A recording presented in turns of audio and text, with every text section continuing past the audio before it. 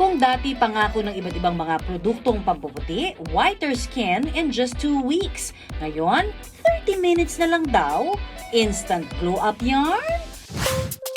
Nagkalat ang mga demo at testimonial videos na ito online. Ang tanong, legit kaya na nakapagpapaputi ang mga produktong ito? Kaya naisipan namin bumili ng bleaching products na binibida ngayon online. Nagsagawa kami ng patch test para masubok ito. Sinunod namin ang instructions at nagpahid ng kaunting bleaching scrub sa braso. Pumuti nga kaya ang parting ito in just 30 minutes? Ang resulta, antabayan na natin mamaya. Marami nga tayong mga kababayan ang namumroblema sa maiitim na bahagi ng kanilang katawan, kagaya na lamang ni Jude na aminadong maitim ang kanyang kilikili.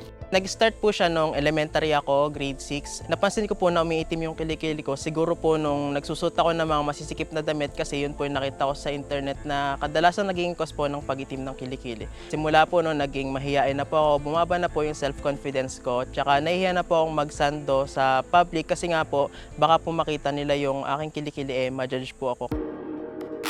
Pilit man daw niyang itago kung minsan ang kilikili niya pilit pa rin hello. Dahil dito, madalas daw na maalasga si Jude. Uy, makulimlim. Biglang kumulimlim dito sa room natin. Kaya po, di na po ako pumapasok minsan. Dahil nga po dun sa dark underarms ko, sobrang baba po talaga ng confidence ko nun. Sa basketball, kapag daw nakita ng kalaban ang kanyang pinagkatago-tago, kulang na lang daw, wag na siyang bantayan. Sa pampublikong lugar o transportasyon naman, ramdam daw ni Jude kung papaano siya iniiwasan. Sobrang hiya ko po talaga sa kilikili ko. As in, sobrang itim po talaga niya. Sa ngayon, may ginagamit si Jude na bleaching cream. Sinasabon daw niya muna ang kanyang kilikili, tsaka niya ito ipinapahid. Ginagawa niya nga ito ng 3 beses kada linggo. Sa tingin ni Jude, kahit papaano, medyo nabawasan naman daw ang pangingitim ng kanyang kilikili. Di po katulad noon na sobrang kung makikipag-usap ako, halos hindi ko na po maitaas yung kilikili ko kasi may tendency po talaga na makita kahit po naka-t-shirt ka. Kaya po, yun po, sobrang laki po talaga ng naitulong ng bleaching cake na yun sa aking buhay. Pero kung tatanungin ang ating resident dermatologist na si Dr. Jean Marquez, bago gumamit ng kung ano-anong pampaputi, mahalagang malaman muna ang dahilan ng pangingitim ng parte ng ating katawan. Sa kaso kasi ni Jude, ang pag-darken ng kanyang kilikili, pati na ang pangingitim ng kanyang batok, posibleng dahil sa kanyang pagiging overweight. Ang tawag dito, acanthosis nigricans. Karamihan sa kanila, mataas ang tinatawag nilang insulin. If you have high insulin, nagde-deposit din, it increases yung tinatawag na melanin production. No? So nagkakaroon din ng deposits ng pigments dun sa mga areas na kadalasan na mga singit. Magaya dito sa may kilikili, sa batok. Alam niyo ba na ang pangingitim ng batok at kilikili ay maaring senyales ng posibleng pagkakaroon niyo po ng diabetes? Opo, abang ibig sabihin niyan, mataas ang inyong sugar level o yung tinatawag na insulin resistance. Patuloy na tumataas ang ating blood sugar level, kaya kahit na ano pang gamitin natin na mga whitening products ay wa-effect na talaga hanggat sa makontrol natin ang ating insulin level. Ayun naman pala, maski anong pahid at kuskus pa ang gawin ni Jude, hindi talaga basta-basta maaalis ang pangingitim ng kanyang kilikili. Ang kailangan muna niyang gawin, kontrolin ang kanyang timbang.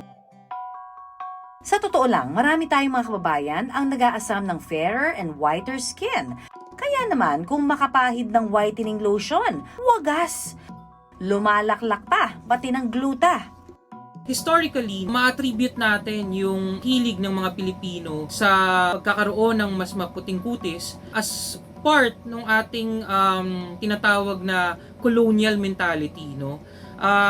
Tayong mga Pilipino bilang isang kolonya dati, ang ating sukatan ng pagiging maganda ay pagiging maputi tulad ng mga nakasakop sa atin, no? Yung mga Espanyol at yung mga Amerikano. So yan yung pinaka dahilan, no? yung kung bakit ang mga Pilipino hanggang sa ngayon, no, ang ating pamantayan ng pagiging maganda ay kung maputi ka. Oops, nako, tandaan ho natin, huwag tayong basta-basta maniniwala sa mga nakikita natin sa social media. Aba, baka imbes na makatulong, makasama pa yan. At higit sa lahat, tignan ho natin na hindi ito filtered o edited yung mga resultang ipinapakita nila. At ngayon nga, nauuso ang mga bleaching scrub na nangangako ng whiter skin in just 30 minutes. Ang tanong, effective ba talaga ang mga ito? Nang sinubukan namin sa pamamagitan ng patch test o pagpahid sa isang parte ng balat ang produkto, makalipas ang 30 minuto, hindi naman nagbago ang kulay ng balat gaya ng ibinapakita sa video. Minsan, may posibleng nag-a-add ng ingredients sa mga ibang lotions and creams na meron tinatawag na titanium dioxide or sunscreen or zinc oxide. Na pag pinahid mo, itong mga sunscreen products na ito, merong temporaryng pagputi. So yun ang mga possibilities na pwedeng nangyayari kung bakit merong seemingly whitening effect. But later on, pag natapos yon, bantayan mo the following day or the few days after, i-stop mo yon. Ang totoong pagputi ay even if you stop the product, makikita mo permanently nagputi, no? Unless na maarawan ka. Kaya ang payo ni Dr. Jean sa mga gusto magpaputi, gumamit lamang ng mga produktong rekomendado mismo ng inyong dermatologist. Mahalaga rin daw na ang ipinapahid na produkto sa balat, FDA approved. Ibig sabihin, dumaan ito sa mga pagsusuri at walang taglay na mga kemikal na posibleng makasama sa balat. The FDA is there, no, to protect us from the potential harms ng mga over-the-counter medications, no, especially whiteners. Ngayon, yung mga nabibiling whiteners or mga over-the-counter whiteners or nabibili sa mga online, most of them are not FDA approved, no?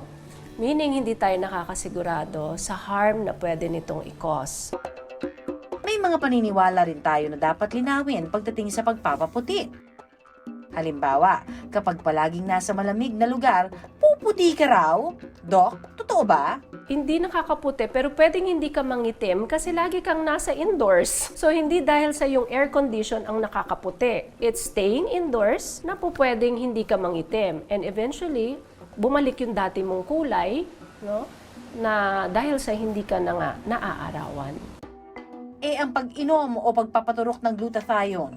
Ang glutathione oral capsules and some topical medications has already been approved as a whitener. Ang Philippine Dermatological Society does not advocate glutathione injectables to be used as a whitener. Dapat manigurado tayo kung anong ini-inject natin sa ating katawan.